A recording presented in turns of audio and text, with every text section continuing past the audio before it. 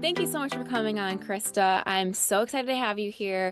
For those of you that don't know, Chris and I used to work together a couple years ago now, and your boyfriend and my husband worked together years ago. So it just kind of worked out. We always said it was funny that their significant others were both named Krista and both worked in marketing and social media. So that was just my long little spiel. But thanks so much for coming on. Yeah, I feel like we've had a weird amount of similarities too. Like I always say that about me and you. I feel like both of our names are the same. Both of our boyfriend or fiance at the time was doing the same thing, knew each other. They both like disc golf. Even weird synchronicities that I remember where our childhood dog passed away. I don't know if you remember this within the same week. I feel like there Mhm. were just always synchronicities between the Yes. two of us, which even our love for The Bachelor, just like this very same things that we both enjoyed. And you and I could always get lost in conversation where like we would start talking about something and people might not understand this, but it's that like indigo, the aura talk, or astrology talk. And we would just get like lost in conversation because we're very similar when it comes to one-on-one conversation. And so many things have like aligned in our lives and families. We each have one brother, one sister, but you have a different way of spelling your name. Mm-hmm. Yeah, when I started at the company that we both worked at, I feel like I remember they were introducing me as the other Krista, which was kind of funny, or like Krista 2.0. I think they were on my board, like, welcome, Krista number two, or whatever. But yeah, different ways of spelling it, but just always have had very similarities with you. Yeah, it's funny how that works and how timing worked. And now it's like, I can't picture my life without you. We just have so many storylines to go along with that. So, Mhm. before we dive too far in, can you just tell everyone a little bit about you, what you do, and then we'll get into today's wedding drama? Yeah. Like I said, we both worked in social media marketing, and that's how we originally met each other. So that's my original kind of like love and background. I'm still doing it to this day, where I work for a nonprofit. It's in Chicago called One Hope United, and we work with foster kids and getting kids adopted and helping families stick together. So I love that aspect of my job too, while tying in still like social media and marketing. And then I think it was about a year ago now, maybe last month, a year ago last month, where you were trying to convince me to start TikTok, Hmm. which your TikTok was blowing up and you were like, just do it because I have that love for astrology where I bring it up in every conversation. I'm like that super annoying girl that's like, oh, you're a Virgo, or like, I'm like, Yeah. okay, you reel it in. But astrology, so you helped me start my TikTok, which has been happening for a year now, where I talk about like astrology and pop culture and just like information and skits about astrology. So Mhm. doing that a little bit on the side. But other than that, tying in today, I do have a background in event planning as well before I got into social media and marketing. So I definitely have a lot of stories. And that was during COVID too. So Oh, so a lot even of, more. yeah, COVID stories and like attending weddings, and I bartended weddings and have been in Yeah. weddings. So Yeah. Guys, Krista is so knowledgeable when it comes to astrology. That was one of the things, like, I never really understood all of it. And if you're not into it or you're rolling your eyes right now, I get it. We think we've all been there at one point, and I'm not trying to convince you otherwise. Mhm. But we would just have conversations about what this might mean or what certain tendencies mean or stuff like that. And I always thought that was so interesting. We could talk about that for hours. And I actually did a skit with Krista maybe like a little bit after you started your account or something, and people were showing a lot of interest in what you were doing. But we did a skit showing brides as different signs. And I thought that was pretty fun because you were so quick to be like, okay, this kind of bride's going to be like this. And you just know, like, I'm a Virgo and I tend to be a perfectionist. Mhm. And you were like, brides having stuff in bins and knowing where everything goes and directing people. And I was like, yeah, that sounds about right. Mhm. Yeah, and when we were working together, you were planning your wedding. Mhm. And I remember you had every month planned out. You're like, well, this month I should have this done. And then next month I should have this done. And I feel like I don't remember what part it was in your wedding planning journey, but it was at least a few months beforehand where you're like, yeah, I have like everything done. Where like I feel like a lot of brides are like scrambling at the last second. Like, oh, I didn't even think about that. You had everything, spreadsheets, like the timing, which I'm so jealous of because I'm not that way whatsoever. I think I like just being in so many weddings, I saw kind of like what not went wrong, but where brides stressed a lot. And I was like, I don't want to be the bride that's stressing all the time. And I will honestly say, I barely stressed. If I stressed, it was maybe in the beginning or like random things here and there. But I knew Mhm. brides that like lost a ton of weight because they were so stressed, or they were just overly like they couldn't focus on anything but their wedding. And I was Mhm. like, I want to enjoy my engagement too. I don't want to be overwhelmed. And so, yeah, I kind of made it like just like a fun project where I was like, oh, gonna sign this off. And that led me into creating like that bridal checklist I have because I'm like, that makes it easy just to be able to see like, okay, this month I need to do this thing. And then you can Mhm. hang out for a couple months. And then this month you gotta do this other big thing. Then you can hang out and enjoy it instead of like going Mhm. crazy. Right. Yeah. And I think too, I'm trying to remember if this was in the skit we did, but I think we've talked about it before where certain brides, and I think we've talked about it before with our friends in weddings. I think of an Aquarius bride is very much so like, "Oh, I just want to party. I don't really care. I just want to get to the dance floor and have the drinks flowing." I think you were talking about your Taurus friend who like she really cared about how the food was. Like she Hmm. really cared. That's one of the main things she cared about was like how good the food was. The Cancer bride's going to be like crying and things like that. So it is funny, like the Yes. synchronicities. If even if you don't believe in astrology, I'm like, okay, well, things are adding up at the end of Yes. it. Yeah, no, I totally agree with that. You've taught me a lot when it comes to all that kind of stuff. So if people ever want to learn more, they should definitely follow you on TikTok. Just see your fun little skits and your fun little takes on that stuff. So jumping into, you talked about you were a part of event planning, which I Mhm. think you're gonna have a lot of stories. What's probably like one of the craziest stories that you witnessed as a part of event planning or being at a wedding yourself that you're like, oh my gosh, I still can't believe that happened? I think one of the main ones that come to my head was one of the COVID weddings that I bartended. And those weddings were always so chaotic because we were masked up, we were gloved up. It was like the summer of COVID. So Gosh. obviously, a lot of the weddings were outside and we had to be extra cautious. But I remember it's like a typical drunk groomsman story Oh where no. this happened. So one of the groomsmen showed up probably an hour before the ceremony and was already plastered, like visibly very drunk. And I'm setting up the bar and he is trying to get shots from me. And I'm like, okay, well, number one, we're not allowed to do shots. Number two, the bar is not even set up yet. We're not open. So he was just giving the staff trouble right from the get-go and feeling very entitled and rude. But fast forward to when we're serving dinner, the place that I worked at was an event and catering company. So we were serving the salad, and the salad had nuts on it. And he flipped out because he was apparently deathly allergic to nuts, but didn't tell anyone, even though Oh my gosh. within the process on the invite, it's like, hey, tell us your food preferences, Mhm. tell us your allergies. And he never filled anything Never said out. anything. How are we supposed to know? Right.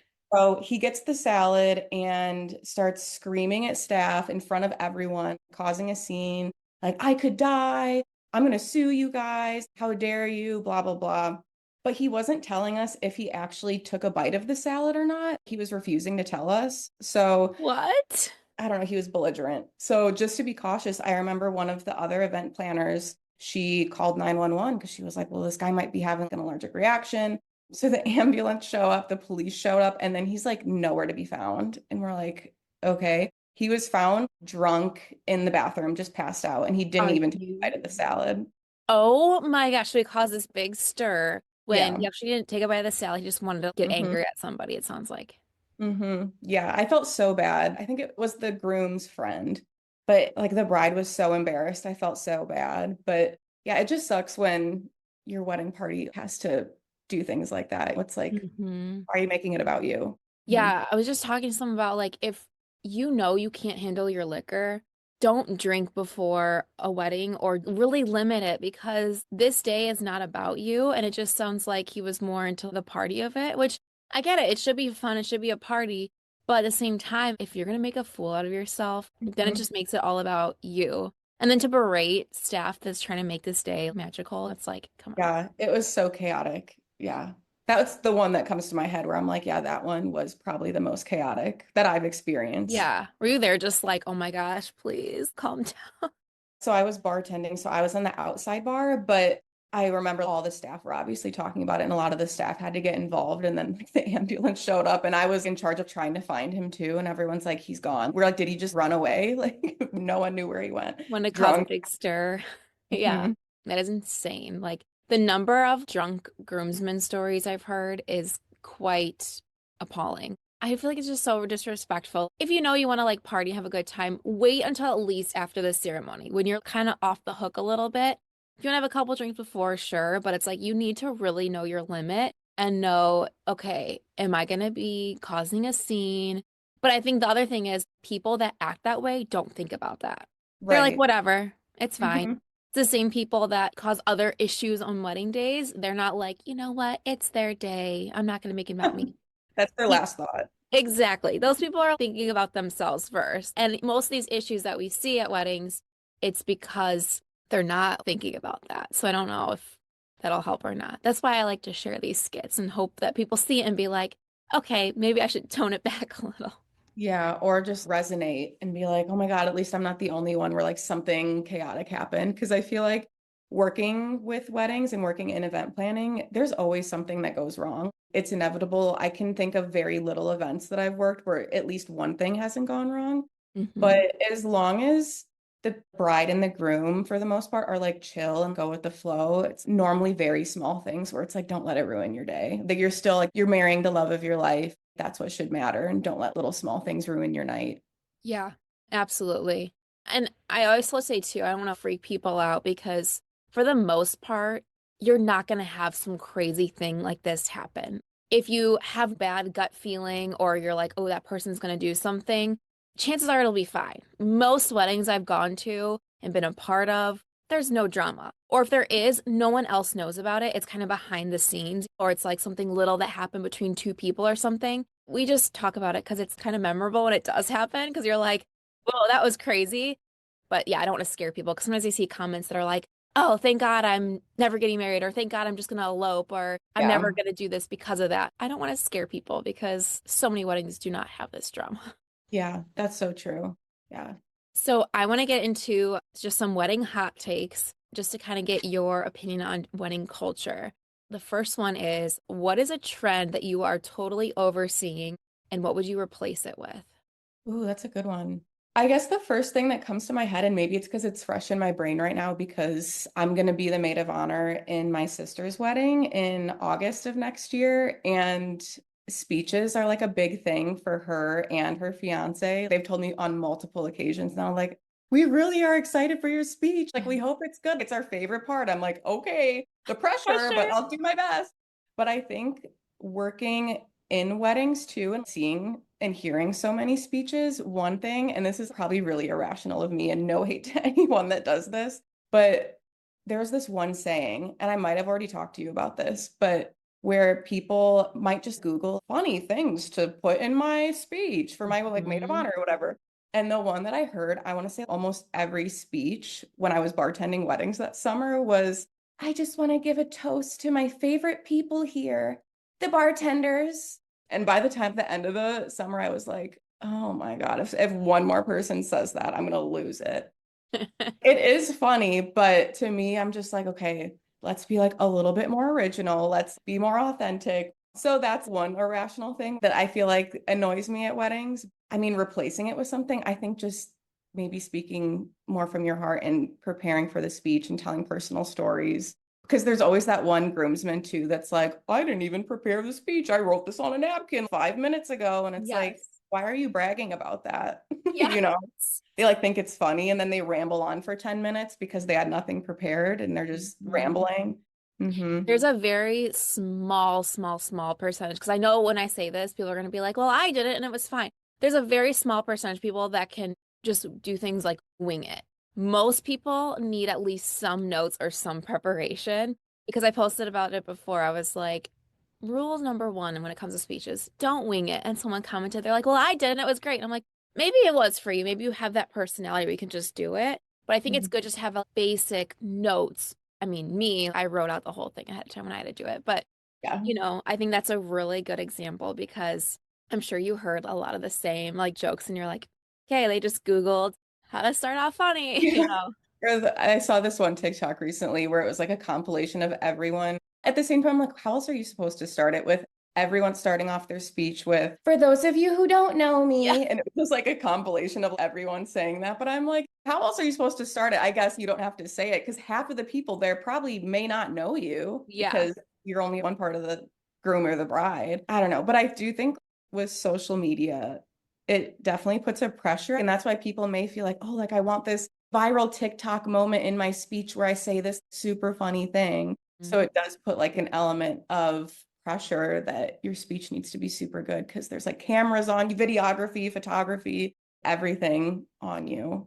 So there's like Yeah. an pressure. I was just talking to someone about how the social media kind of puts this extra pressure because there's now videographer companies, which I'm sure slash I hope that they reach out to people first. Like, can I share this on social media? Like they'll share people exchanging their vows and it goes viral. Sometimes it's for the right reasons and sometimes it's for the wrong reasons. I don't know if you saw this one on TikTok.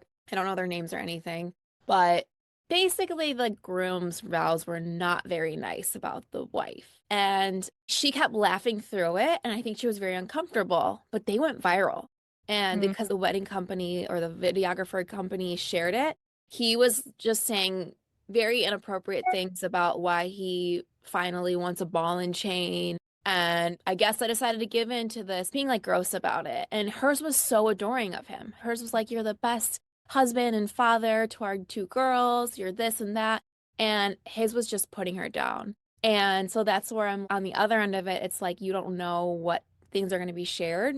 I mean, that's a whole other discussion about like vows and stuff. But when you're saying something in front of a group of people, you got to like make sure it's going to take off the right way. It's about the couple. You should be respectful. Like, I love a good joke, but don't do a joke that's going to like put them down or hurt them. Like, I think I was telling you I was at a wedding where the maid of honor said something about her friend wanting to marry for money, and she got him. And I was like, oh, God. Crowd just silent. Yes. I was Crickets. like, no, don't do it. So let's know your audience a little bit. Yeah, or like the people that purposely like try tell like a really embarrassing story or try and make fun of them and the bride's like mortified or just I think maybe this is from a movie where they're like, "Oh, like I remember back in the day when I used to date the groom or whatever, like if they were in middle school together or like younger, like back in the Mhm. day I dated him." Just it's like don't bring that up. You're Yeah. making it awkward. Yeah. Like, let's not do that. So let's jump into a wedding drama debates. These are unpopular opinions that people send me on Instagram. So here we go. This first one says, getting married 4 months before the big day and not telling anyone until right before the rehearsal dinner. Whoa, it's a very Hmm. popular opinion. So they probably like went to the courthouse or whatever by themselves. Is that kind of what you think they're meaning? It sounds like they did a private wedding, just the two of them, and then they're just kind of going along with the wedding planning and then just being surprised, we actually are already married. I think my cousin did that, or a family friend of mine. Also, I've heard about doing that before. And I don't personally understand the reasoning, but pop off if that's what you want to do, because Mhm. maybe to them it's like, oh, this is just like another added special day that we can just have a memory of just the two of us. Because I know a lot of people on their wedding day, they're like, I barely spent time with my husband. I was so busy doing other things. And I think that's why the first look has become super popular too, Mhm. because it's just an added moment where you get to spend time with your partner during the day. Yeah. So, I mean, I don't hate it if that's what they want to do. Yeah.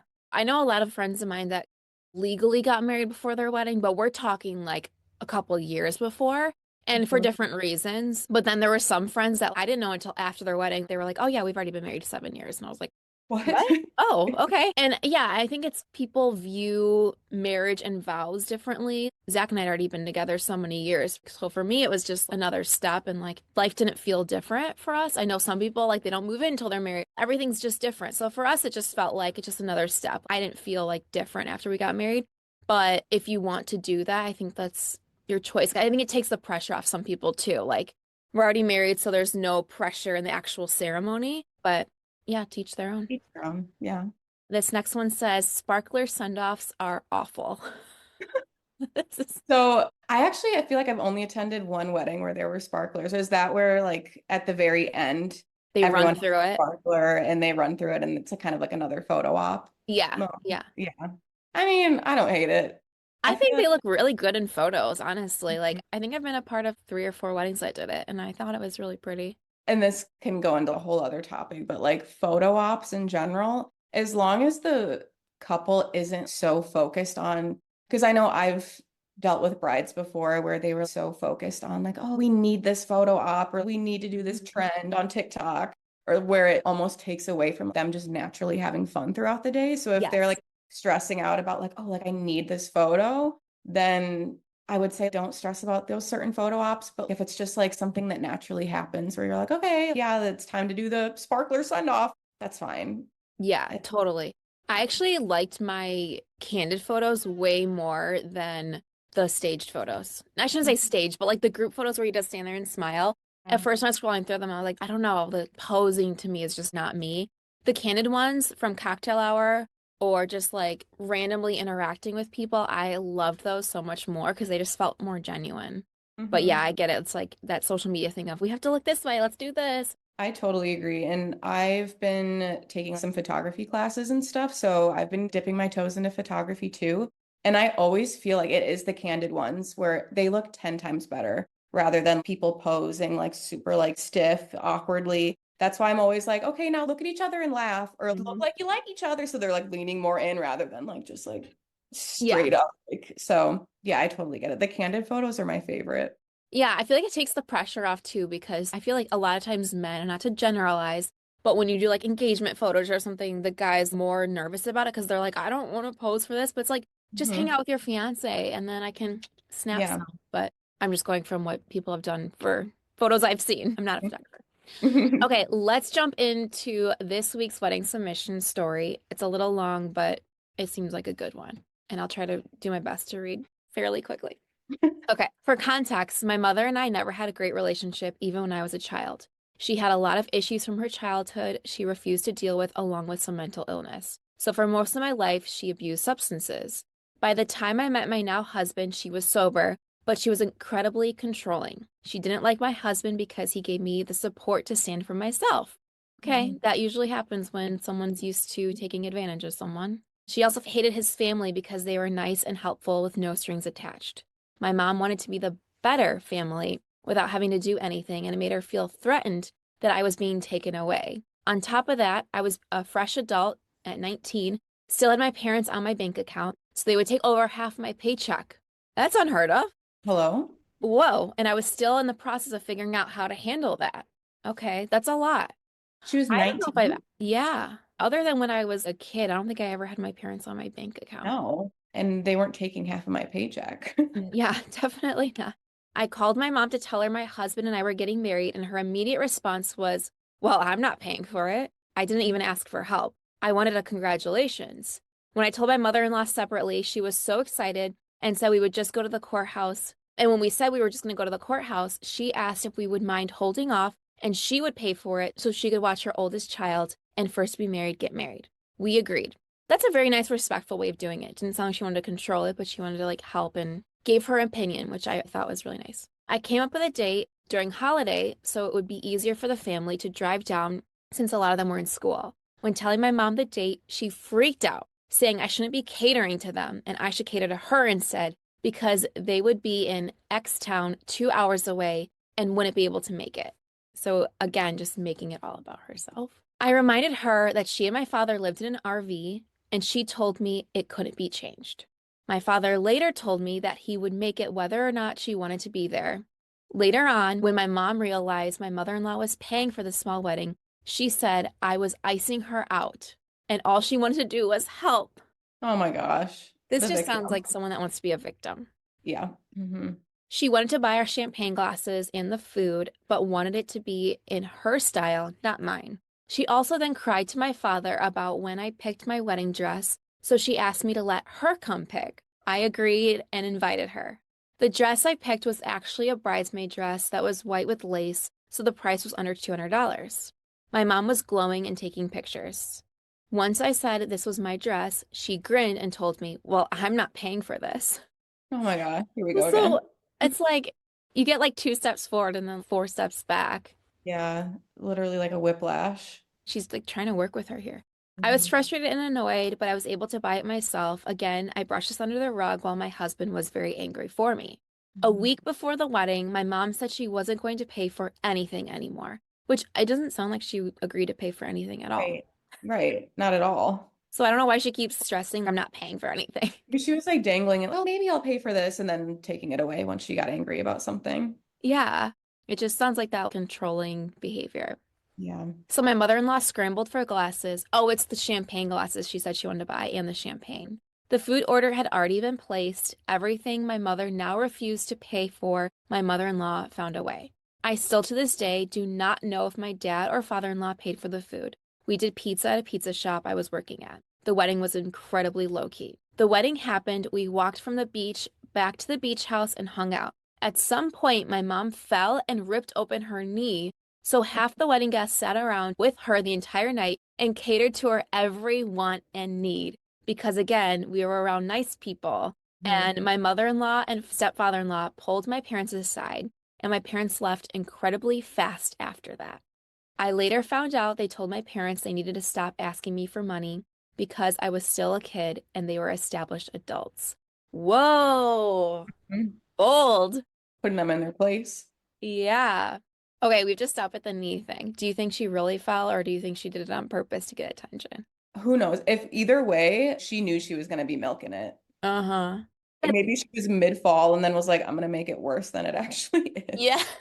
Because I'm thinking like opposite end, you and me, people pleasers. We would fall and be like, we would have a broken leg and just hobble. Yeah, blood dripping down our leg. Be like, I'm fine. No one pay attention to me. Don't worry about it. I literally, this is a small side story. One time, it was the day before a wedding, and they did a bachelorette party. I fell the night before, broke my elbow, and I was like, don't worry about it. My dad had to come pick me up. I went to the hospital because it wasn't broken, it was sprained. And they were like, you don't have to come. And I was like, no, I'll be there. Don't worry. And I'm like still on the dance floor with my little sling and Little everything. sling. You were probably like still helping out with everything, like setting up too, I like with one was. hand. Yeah. I was. And I was like trying to do my makeup, and the bride felt so bad. And she's like, I'll just do your makeup. I'm like, no, I don't. Aw. Yeah. It was Oh like my a God. friend from college's sister's wedding. So it was like, it was very low key, but that was a Yeah. side story. People Hmm. pleasers, like, The Libra rising. We're both Libra risings. yes. We're Yeah. pleasers to our core. We can't help it. When you started talking about that stuff, that helped me really understand myself. That's why I Keep am the up. way that I am. What'd you say? That's why I am the way that I am. Yes. Libra rising. Oh my gosh, to the core. So that's why when I first read this, I was like, she's the Mhm. opposite, which when you read someone like this, and I'm sure the intense or narcissistic, I don't want to label anybody, but the intense mother-in-laws or father-in-law, Mhm. whatever, do you see that as a certain sign, or do you see that as like a mix of things? I feel like it's definitely a mix. And I don't want to throw any zodiac sign under the bus because every zodiac sign has their pros and cons. But I've seen a pattern with like mother-in-laws where it could be like the Aries mother-in-law is kind of Aries is the first sign of the zodiac. So they're a lot about themselves, which is good and bad at the same time, where it's like they're very driven. It's the opposite of Libra, where they are very focused on themselves. The sign Libra is very focused on other people and how other people perceive them. So I've seen like Aries mother, especially at weddings, maybe the more controlling, like, woe is me, victim mentality. So a lot of time I could see it being like a fire sign, which is Mm. Aries, Sagittarius, and Leo. Oh, interesting. Oh yeah, the fire The signs. Okay. dramas, the dramatics of it. Dramatics, yeah. Mhm. And if you're an Aries listening, don't be offended because we did a video where there's positives for everyone.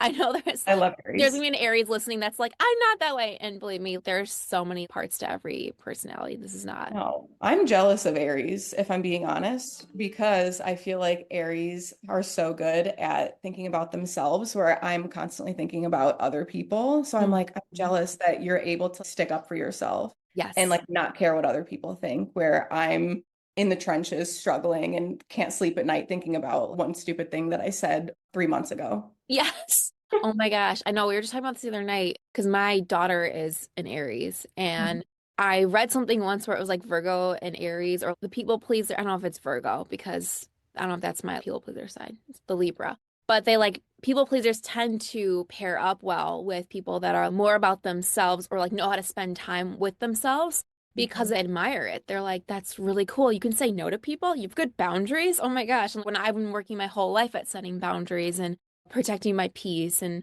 even when I do it and I'm proud of myself, I still think about the other person like, are they okay? Mhm. Sorry. I feel bad. Yeah.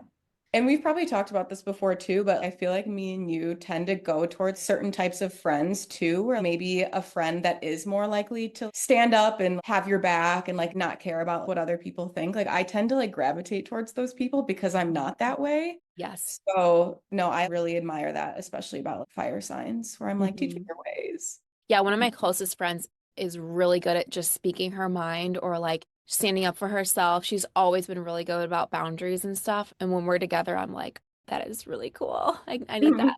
Okay, let's continue this story. I know we're kind of going a little past time.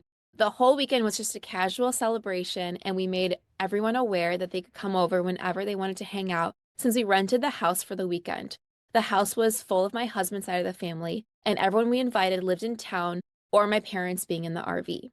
I got yelled at that night by my mom for not inviting her specifically back over because I apparently made it clear that I had hated her and did not want her around anymore. At that point, I put my phone on mute and enjoyed being married. Good for this bride. For her. Talking Mhm. about boundaries and just being like, you know what? I'm not going to be pulled under this spell, that people pleaser spell of constantly being like, no, it's okay. I really want you to be here. No, you made it clear you wanted everyone to come if they could. And so good for her. The bride was probably over it. It seems like the whole wedding planning experience for her, she was trying to cater to her mom and her mom's needs and make her mom happy. So I'm glad at the end of the day, she was like, okay, I'm over this. Block or like mute. Yeah. You know, I'm gonna enjoy my night and not let you ruin my night. Yeah. It sucks. I do feel bad for her and her mom. It seems like her mom needs some inner work or needs to like go to therapy or like I'm no expert, but it just seemed like, yeah, there's just some internal things that need to be figured Yeah. out.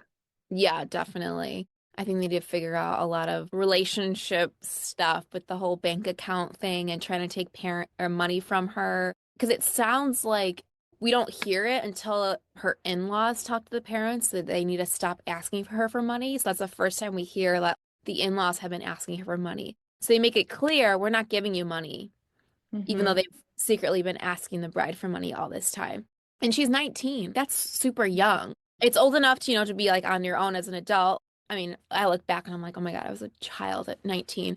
But, everyone's different. She's still a kid in my mind. And so the fact that they're taking money from her, half her paycheck, that's insane. And so good for her to be like, you know what? I've had it. Let me enjoy being married at this point. Yeah, I totally agree. That sucks. I'm glad, like I said, that she was able to set that boundary at the end because I'm sure at that point you're just like, I'm over it. I want to enjoy my night. Yeah, yeah, totally. I think I've heard this too. It's with people pleasers. You get to a point, whether it's with one person or just a time in your life where you're just like, no, I'm blocking everyone out. This is it. Like you have that time with a job, like a boss that was rude to you. Finally, you're like, you know what, I quit. Or you have enough time with one friend that's constantly walking all over you. You're just like, you know what, I'm done. She might have just been at her breaking point. I've seen too much. Yeah, for sure. You can only take so much. Yeah, definitely. That was a good story. Okay, so to end this, I like to do the weekly confessions game where I'm going to read a couple of confessions that people sent me on social media. And Okay. then you can kind of rate them based on, I said one is mild tea and 10 is absolute chaos, or we can just like reply on what they said. Okay, this first one, my maid of honor made the entire speech about politics. Oh no. Jesus. I thought you were going to say all about her because I've definitely heard that Yeah. before where the maid of honor is talking about herself the whole time. And it's like, Um, okay, this isn't about you. But politics, there is a time and place. Why are you bringing that up? Yeah, I hate to think I'm repeating myself, but I saw one where the father of the bride made a speech at the wedding talking Mhm. about the election, like this just happened, and how proud he was and wearing a Make America Great Again hat. And she apparently had a feeling he was going to do this and was like, please don't. This is not the time. Please do not do this. So, yeah, just like that's not the time to make your speech about politics. And when you said you saw a maid of honor make the speech about herself, I've seen that before too. I've seen a best man. Literally, this is so tacky, guys. Don't do this. My husband and I just kept looking at each other like, is this really happening? He was talking about how much money he made and Oh how he my always worked God. his life to compete with his brother, and they've competed. And then he literally said how much money he makes. And he's like, so now I know I make more than you. Okay, that's I looked like at Zach and I was like, are we rooted in listening to this jealousy. speech? Rooted in jealousy. Like, why are you saying that? Yeah. I don't know. It's one of those where you're just everyone's looking around. I'm like, does everyone think the same thing? Or is like most people Yeah. okay with this? Don't do Hmm. that, guys. Next one. My dad's wife wore a short white dress to the wedding. Oh, I've seen this before where I'm like, what are you doing? You saw it at weddings? Yeah, where people would be wearing white. And every bride is different because it's happened sometimes where, I don't know, the white thing where it's if it's a white dress with flowers on it or if it's fully white. I know in my head, I'm like, you should always ask the bride. I try and stay away from white, just personal preference in general. But if there is a flowery white dress, just ask the bride if she's okay with it. But like fully not asking and wearing a white short dress, it's like, again, calling attention to yourself. Yeah. Yeah, that's bad. Especially because it's dad's wife, so I'm trying to understand what the relationship Um, is. Not even mom. Sounds like a competition kind of thing if I'm reading into it. This next one's very G. I wore bridal slippers during the wedding so I would be comfortable. That's Hell yeah. Yeah, I mean, don't be in pain. I'm so jealous of college age kids now that go out in gym shoes because that's trendy. Come on, I struggled. I'd be like wearing like Heels. wedges and heels out to bars. Like, oh, yeah, Yeah. it's all about comfort, guys. I wore one pair of heels and then for the reception, I switched to wedge gym shoes and they were the best thing ever. Oh, I remember those. Those were so cute too. Like you Yeah. would never know. Yeah, they were just like white and no one saw them under my dress other than like my dance. And I had to run to each table, so that made it so much better. Yeah. No way I'd be doing that in heels. Yeah, I don't want to break an ankle on my wedding day. I'm a pass on that. Yeah. All right. Well, that's all I've got for today. Thank you so much for coming on. It was so great catching up and hearing your hot takes. Yeah. Thanks for having me. Well, where can everyone find you if they want to hear more of your takes? And then maybe we'll have to do another skit in the future too. That'd be kind of fun. I know. We definitely should. Right now, I'm just on TikTok doing astrology content. My handle is at Cardinal Chris, and Chris is spelled Krys. Awesome. We'll link it too. And I don't know if you're like into like personality quizzes or that kind of thing, like learning more about yourself, you can learn so much. I love it. Well, awesome. Well, thank you so much for coming on and we'll talk soon. Yeah. Thank you.